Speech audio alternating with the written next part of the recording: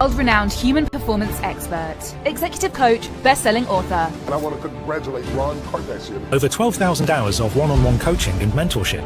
He's a health and cognitive expert. Known as a spiritual confidant to respected industry leaders. CEO of 3 companies. Coach and minister Ron Kardashian. Good friend, Coach Ron Kardashian.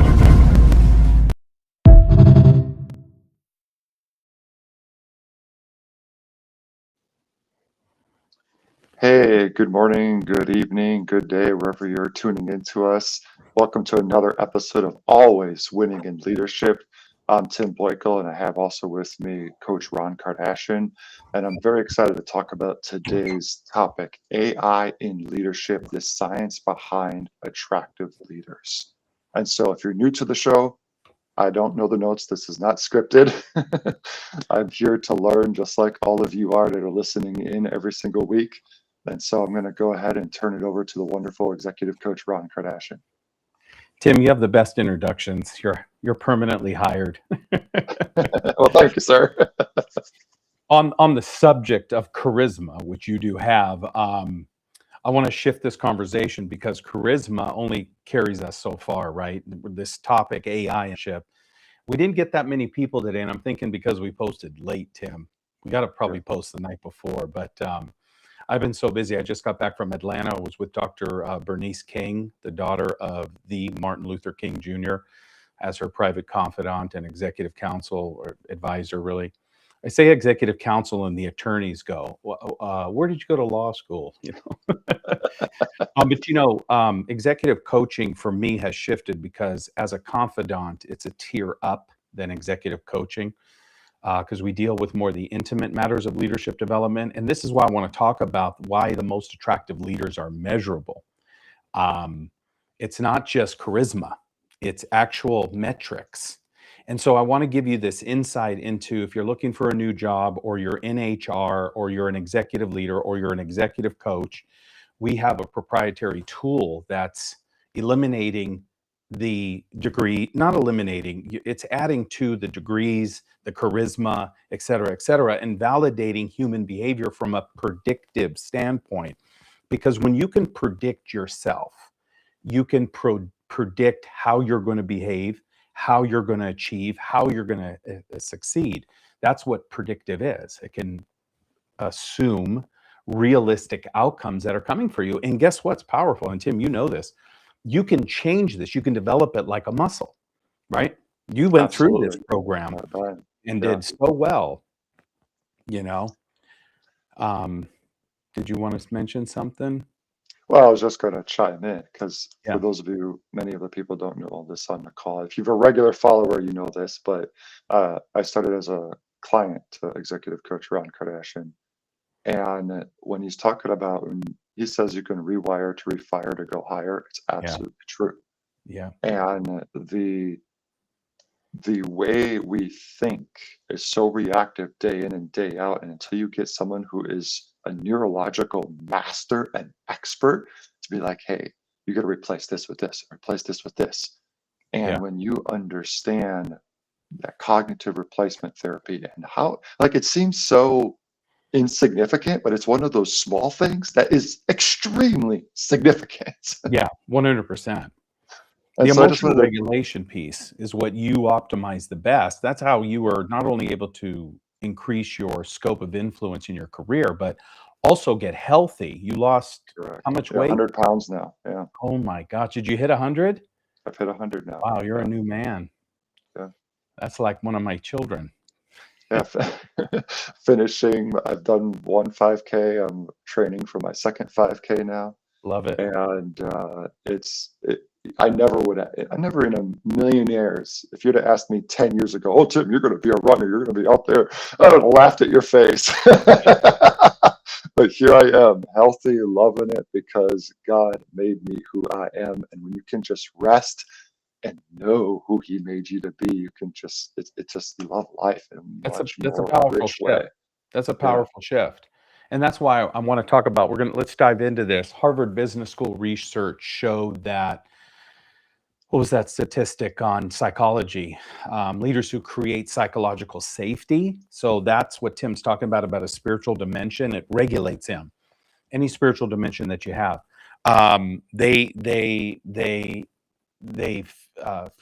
Teams felt safer, they felt clearer, and they felt motivated. And it increased performance by 27%, Tim. And that's what we're experiencing here at all of our companies. Stanford University in my backyard confirmed emotionally regulated leaders improve trust and followership. Huge, 30%. For those of you who graduated by MIT, coach a lot of engineers at Facebook, Salesforce, Google. They report that leaders with high behavioral predictability measured through analytics reduce attrition by 25 to 40, Tim, new study. Wow. 40%. Wow. So attraction is no longer subjective. It's biological, it's behavioral, and it's measurable. And that's why we don't just limit our clients to, hey, let's just make you more money. Let's get healthy cognitively, biologically, behaviorally, because automatically it just sends you to a different level. Now, most HR leaders, what we're coaching departments is don't follow the title. Don't follow just the resume. Follow nervous systems that you can trust, right? And so with AI and people analytics, it now allows us to measure what used to be invisible. So we're talking emotional regulation, key component for C-suite, which is my forte. Stress recovery speed, decisional clarity under pressure. And if you're not C-suite, that's okay. You're a human being. You've got the DNA of greatness in you. You have got strengths that have been untapped. Coaching brings this out, and analytics validates you without any fluff or exaggeration. Leadership presence, huge under uncertainty. So this new attractiveness is a premium. So let's talk about the death of charisma, only leadership. I'm going to spend about 5 minutes on this. Why charisma without regulation creates burnout and mistrust. You know this, Tim, firsthand, because if you've got a disgruntled person in your department, how many of you, and chime in as you're talking here. Let's kick these algorithms. I'd like to reach 500-600 people in these sessions, but these algorithms are sensitive. They don't allow us to grow and increase our reach unless you're chiming, say, oh, that's good, or mention a boss or somebody. Yes, I have met somebody who made me feel very dysregulated. And also think about why today's workforce subconsciously scans leaders, not only for their resume and their degrees, but should, if you agree with this, for safety, not just confidence. I was a very unsafe person in my marriage. I admit this. Being emotionally dysregulated, no good. I called friends, family, therapists. I hired coaches to help me regulate, because what it does is it triggers the amygdala, fight, flight, or freeze, and transitions your frontal lobe. This is biological. Like, you become short fused, and neurons that fire together wire together. So you're actually reinforcing these. They're not bad behaviors. They could destroy you. I guess it could be bad, but I don't want you to think of yourself as a bad person. I just want you to think of yourself as, I'm a work in progress. But to sit and do nothing about it is really a form of ignorance. Neuroscience says the brain mirrors leadership states within milliseconds, Tim. Milliseconds. So attraction begins in the limbic system, not the resume. And we're coaching now with psychological safety in corporate America. This is important, and this is what AI should be used for. It reveals what people always felt. It's not exposing liabilities. It's adding to you. Now, you do these assessments in private before the company asks you to do one. It's even better. Because what we're doing now, and this is a little heads up, we're going into corporate America, bringing this assessment in, and HR teams are going, we need to buy 100 of these, 200 of these, 500 of these, 5,000 of these. And they're using them to validate, that's our word, not test. It's not a test, it's just a validator. People already know we have liabilities, but when it comes to optimizing and performance, how well can you perform the job if you're an entrepreneur? How well can you stay structured? If those areas are low, you have a metric, just like a blood test, to say, oh my gosh, this is where I need to work on. And then immediately the brain starts going into this overdrive where it rewires connections. And analytics now reveal why leaders feel calming. and why others create tension without speaking. Point in fact, I'm coaching this executive in the financial services, and she goes, "Why does everybody think I'm so anxious, even when I'm calm and talking?" I said, "Number one trait, slow down." You know, she's Indian, and most of my Indian clients, they talk super fast. You know, um, and this is where our analytics shine, is that it shows you behavior prediction. I can predict how you're going to act in the meeting. So if I can That's predict where, it, we can change it, right? well, exactly. And everything you hear about in, and I don't care what company you work for. How do we do it? How do we do it faster? How do we do it faster? How do we do it Exactly. faster? That's right. We're And very KPI driven. we're KPI driven, we're OKR driven, metrics, whatever your framework is that your company use, North Star framework, whatever. Yep. But, and there's nothing wrong with metrics. This isn't a bad rap on metrics. Metrics have their place. Yep. But when we're always talking about moving faster and faster and faster and faster, what I Yeah. find interesting about, and I'm just going to throw Apple out there. While Apple's innovative, they're not the first to do Right. many things. Right.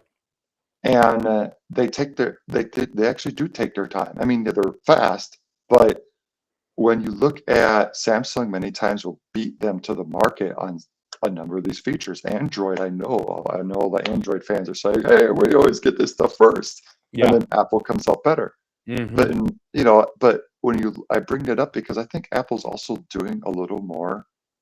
Wait a minute, we got to process. We got to think about this. We got to make sure, is this the right direction that we want to go with this? That's right.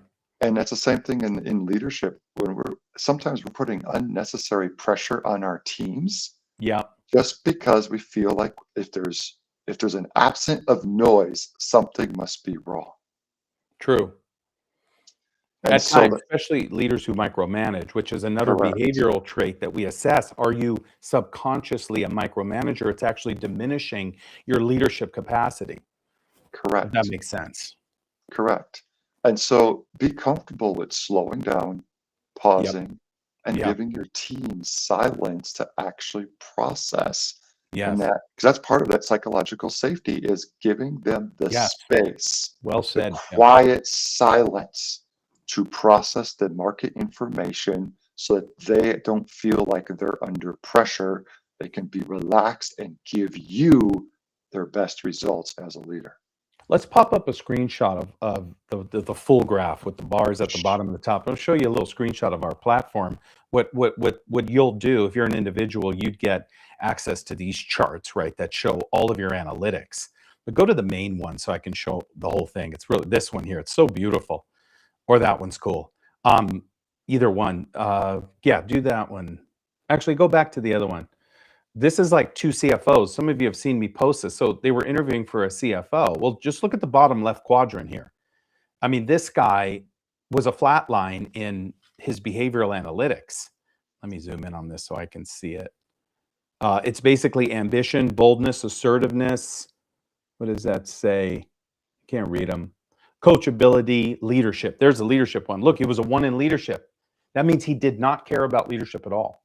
And he's a 1 in coachability, which means he doesn't give a damn about the management process. So a venture capital firm had hired me before they wrote the next big check and said they were going to put him in a role as a CFO. And I said, and they really liked him. He was a very gentle man, very kind. And that's why I say the analytics don't prove that you're wrong. It just proves that something's going on. Well, EEOC compliant doesn't allow us to ask age or religion, or I mean, Meg Whitman changed that. But the point there is that I asked the gentleman, "Are you doing okay?" Because the VCs really liked him. I said, "Well, let me probe." I said, "He's either 16 years old or this guy's had a midlife crisis." Turns out that his mother had died. This was affecting him psychologically. How would we have known? We wouldn't have been able to open up the conversation. Or if an insensitive firm would have just looked at this and created a judgment, they would have said, "You're out." The guy was going through HELL. His mother died. The Indian culture, sometimes the parents live with them. So we were sensitive to it. And I told the VCs, listen, we know exactly how to train this guy. If he's really as good as you say you are, can handle that budget, then just give me about 18 weeks with him, 6 weeks. whatever it is. We usually do like a 4-month cycle. 126 days is what it takes to defuse synoptic exodus, if you will, and then a synoptic fusing, where the brain hardwires into patterns of, oh my gosh, okay, I don't need to be so guarded. Okay, I'm okay. And that's why the data explains the feeling. So this increases the decision-making integrity, emotional coherence, behavioral predictability. You know, you don't want a very volatile person running the books because they're psychologically not able to cope. Does that make sense, Tim? Yeah, especially when you're the CFO, the pressure of huge numbers and the decisions that pressure puts. If you are not internally regulated to be calm, Yeah. and your nervous system is processing so much. Yeah. I don't think we realize how much Oh, emotion and huge. feelings. And when we're looking at those 9 figures in our budget discussions and stuff like that, if you are not regulated to deal with to have the inner strength, the inner being strength to handle a 9-figure decision, Yep. it's going to show up here. That pressure is just going to cause you to collapse. And this is, you can downsize that. Well, just real quick before you do that, on the right side is the other CFO that they interview. And look at his exact quadrant on the right side, bottom right. He's up, up, up, up, up. Now, high doesn't mean good because, like I said, if you're a 10 in leadership, you could be a micromanager. So there's a balance to this, but it's just like getting your blood work. You don't have to worry about what am I doing right or wrong. And you can turn that screen off now because I want to wrap up. We'll have to do a second part on this, but the issue here is prevention of addiction, because you're going to look for sedatives. Smoking weed, marijuana used too much. Dr. Amen, who's endorsed my first book, one of the best clinical psychologists out there, you know, he's doing the scans of the brain. It's not helping. It creates a mild sedative, but long term, they're increasing dementia and a plethora of neurological ailments. Excessive alcohol, drug use, pornography, any type of sedative that you're using to regulate dopamine to compensate for those areas of liability, you got to be very, very careful. And I'd say this is a huge stat. I'm going to be conservative because I don't have that stat in front of me, but about 70% of everybody that comes into our center has some type of an addictive behavior problem. And it could be, you could be addicted to approval addiction. We see that in one of our scores in recognition. You need to be recognized. That'll drive you crazy. Because if no one's saying hello or you did a great job or this, you're like, you have no neurofeedback. You have no stabilizer in you, but you can reduce that through these techniques that we have. DM us if you're interested. You know, first quarter, we give away $250,000 in scholarships for the year. And we're, you know, everybody that's on our LinkedIn, they get a 50% off on these assessments. So I'm not going to sell you on that now. If you're interested, just take a look. The new definition of attractive leaders. Let me spend about 5 minutes on this. What do you need to be attractive? Number 1, emotionally regulated under pressure. Hence, the whole philosophy of this is that charisma is one thing, but regulation is totally a different. Then when you show ingenuity, degrees, experience, and they see stability, and then you're mentioning this in interviews or amongst peers, say, let's work on emotional regulation today. There's a lot coming up, new project. Got an engineer that's doing a $100 million merger in his department with another company. You got to be emotionally regulated. Everyone's on edge. It also gives you clear and consistent decision-making processes. Again, this is biological. This is how the brain functions. Big one, Tim, you become a safe person to disagree with. Yes. How many of us have made a agreement and then they get all weird and moody? That's an emotionally dysregulated person that cannot concisely take in data and then analyze and hear your opinion without reacting. So they become very predictable in values, and then they're very flexible in execution. Now, University of Pennsylvania, Wharton said leaders scoring high in emotional regulation outperform peers by 20 to 25%. Wow. Teams led by regulated leaders, they also show lower cortisol and higher engagement. Huge. Attraction is regulation plus clarity plus trust. If you were to equate it, regulation, clarity, and trust. Boom. People begin to feel it. Heart Math Institute showed the heart has electromagnetic energy. That's why they call you a bad heartbeat is a arrhythmia. Hear it? Rhythm. There's a rhythm. And it's a cadence that exudes your body about 5 to 10 feet out. So you know how we say, I got to back out of their negative sphere of influence, a negative person. I can feel their vibes. This is actually science now. And this is why HR boards are paying attention now, because predictive analytics reduce bad hires. The culture becomes measurable, not aspirational. Huge. Can't be governed just by emotion, charisma. I mean, the not former, but a few years back, the CEO of Yahoo, charisma, forged everything. He lied about his degree, his experience, the whole thing. They did no cognitive analytics on him, and he was a complete fraud. And they made him CEO. He made it through, the CEO. So this is why AI is moving from nice to have to a non-negotiable. It's a non-negotiable. And our tech company Hire is one of the pioneers in this space. Few closing thoughts as we wrap up. And write down this quote. Let me do it slowly. The leaders people are drawn to today, are not louder, not even more impressive. They're the ones who know internal state makes everyone else perform better. Coach Ron, can you repeat that? Yes. They're the ones whose internal state makes everybody else feel and perform better, safer. And I think that's a key component to understanding my influence. Martin Luther King, we just celebrated his holiday, and I'm blown away at his disposition. Watching emotionally regulated leaders in behavioral aspects. You can't pull the wool over us now because we know the narcissist coming. We know the disgruntled or, hyperactive. We know the behavioral traits. You can see them. You can hear the way people talk. Being a discerner of people, non-judgmental. It's observation without judgment. Don't judge, because that'll weaken your own discernment and make you very critical. It changes how you talk, think, speak, act. And Martin Luther King said, one of the greatest things a leader can do is build leaders. It was either him or Miles Monroe, but he talked a lot about leaderships, and Dr. King stood for love, justice, and nonviolence. And how I want to reframe that first is advocating this benevolent message that my beautiful client, Dr. Bernice King, is ushering into the ethos, really, of the world. The I Have a Dream speech is the biggest in the world. It's known everywhere. I met people from all over the country this weekend. And part of the love, justice, nonviolence is first internal. So that's why I'm saying it'll change your mood, reactions, voice if you're not lovely with yourself, if you're not just with yourself. Be just with yourself. Don't be too hard on yourself. We're all flawed people.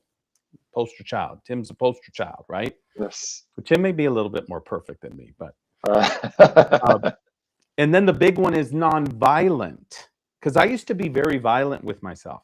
I remember going through cognitive behavioral therapy. I checked myself into a clinic, and I did 80 hours in 1 week, wrote the big 5-figure check. And one of the practitioners did a somatic yoga class that morning, and I was rolling my eyes going, I'm not here for yoga.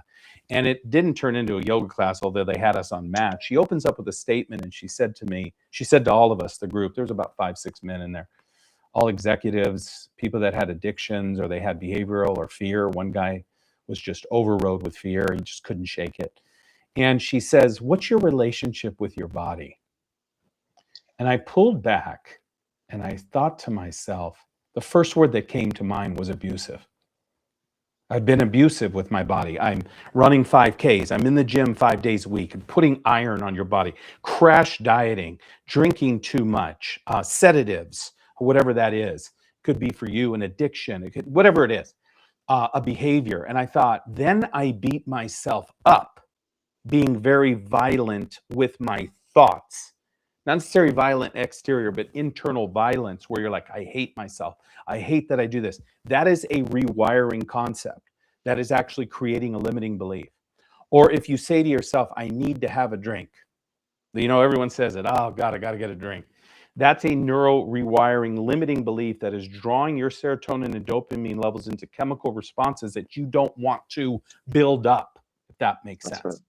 right. Right? So Absolutely. emotional regulation is not stoic. It is tempered. It is purposeful action that is saying, before I react, I need to think about this. And that's why I have these 3 rhythms in my book: think, speak, act. Just give a pause, not even a stop, just like a yield sign, and go, okay, how I'm feeling elevated, because we're emotional people, and I'm not going to react the same way I used to. I'm going to put my hand over my mouth. I'm going to use these techniques to show. And when you're in board meetings and you pull back, much like I do with you, Tim, Yeah. is I pull back and I cover my mouth because I'm a speaker and I'm here doing the show, but still what you have to say is really important to me. And learning regulation, even in the smallest setting, practice this at home, practice it with your pets. Don't curse your pets out. That's elementary stage right there. I had a client that used to yell at his dog. We're in this board meeting, and he shut the F up. I mean, it's just like, dude, what's really going on inside you? Because, a famous biblical verse says, out of the abundance of the heart, the mouth speaks. That's why I'm trying not to drop the F-bomb, or I try to regulate my emotions here first. And that's the power of this. The leaders people are drawn to today, they're not louder, faster, or more impressive. They're the ones whose internal state makes you feel better, makes you perform better. And that is what societal change is. And that's what Dr. Martin Luther King Jr. was trying to do. And that's what I'm coaching their executive team to do. Let's live the message, not just preach it. That makes sense. Absolutely. When you become and you're being emotionally regulated, you're Yes. valuing yourself. And Yes. by valuing yourself, you're actually valuing others. Powerful. That value translates into money. Value. Correct. Person that doesn't value themselves does not believe they're worth another 100,000, 200,000, 300,000. And what happens is that intrinsic, or that internal state, the heart starts sending signals, and it begins to confirm and validate without promotion. Exactly. Because we're constantly trying to promote ourselves, right, Tim? And we're trying to speak on our own behalf. And you don't have to toot your own horn as much, but you're regulating yourself, and other people are drawn to you. And it's also the right type of career calling client. Is that now I'm learning I want to work with deeper people, not just more people. Exactly. Because my work is so deep, and that person could be in charge of, like when I was with Dr. Bernice King. I mean, there was 1,000 people in this award show. Viola Davis, the famous actor, what a beautiful soul she is. Billie Eilish was there. It'd be nice to coach her, but people that have got platforms of millions and millions of people. And you'd be amazed on how your internal state is literally affecting the world just by one person at a time. Yeah. And so as a leader, it's important to invest in you. Learn emotional regulation. Yes. Because when you're at peace, you're bringing that presence of peace into every room, every conference room, every environment that you're in.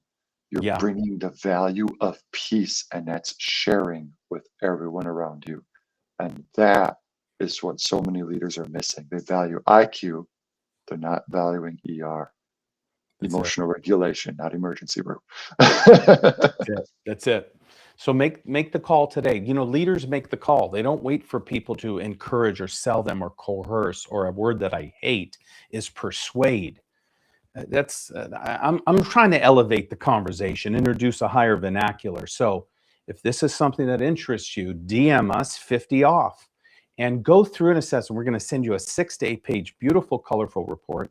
It's going to give you an automatic read. And then this can be attached to your CV and other assets in your life. But number one, this report is going to be like a Bible on you, so that you can take 2026 by the horns and steer yourself into these new levels of development, much like we're all working out. We're reshaping, we're rewiring.